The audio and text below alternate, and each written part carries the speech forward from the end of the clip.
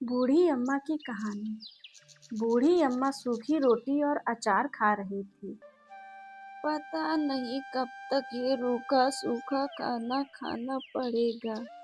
ये सूरज भी मुझे देखने नहीं आता। उसे कभी दिखता नहीं है कि इसकी माँ किस हालत में है। अब जब भी आएगा तो उसी के साथ चली जाऊंगी। ये कहानी बूढ़ी अम्मा की है, जो एक छोटी सी झोपड़ी में अकेले रहा करती थी। कहने को तो उनका एक बेटा था, लेकिन वह अपनी पत्नी के साथ शहर में बस चुका था। ना कभी माँ से मिलने आता, ना कभी पैसे भेजता। शायद उसे यह भी नहीं पता कि उसकी माँ जीवित है या नहीं। बूढ़ी अम्मा अकेली थी।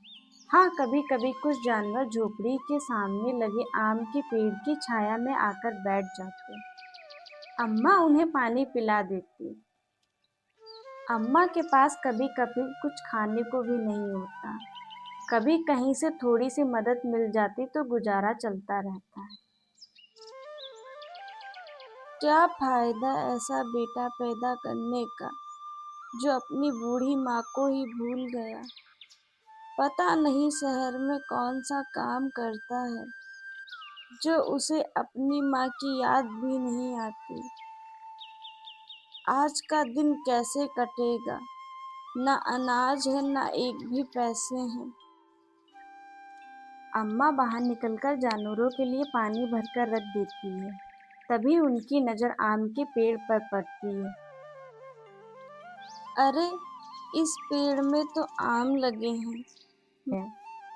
अम्मा हैरान होकर आमों को देखती रहती है। उन आमों से मीठी मीठी खुशबू आ रही थी। इतने बड़े बड़े आम, पर मैंने पहले कभी इस पेड़ में फल नहीं देखे हैं। यह तो सचमुच चमत्कार हो गया। फिर अम्मा ने एक आम तोड़ा, आम के टुकड़े को चखा। अरे वाह, इतने स्वादिष्ट आम, इतने मीठे, मैंने पहले कभी जीवन में नहीं खाया है।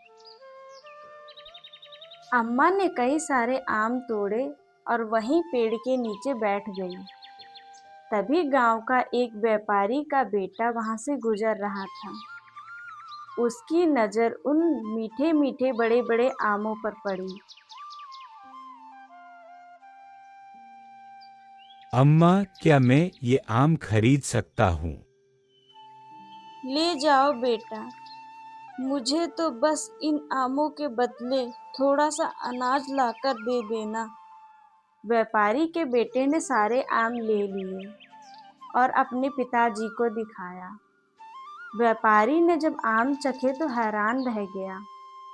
उसने तुरंत अम्मा के पास आकर कहा, अम्मा, आपके आम तो बड़े खास हैं। मैं आपसे हर हफ्ते आम खरीदूंगा और शहर में बेचूंगा। बदले में आपको हर महीने पैसे और राशन दिया करूंगा। अम्मा की आंखों से आंसू निकल आए। पहली बार उनकी किस्मत ने मुस्कुराना शुरू किया। कुछ ही दिनों में अम्मा की झोपड़ी में हर जरूरत का सामान उपलब्ध हो गया। खुशी खुशी अपना जीवन व्यतीत करने लगी।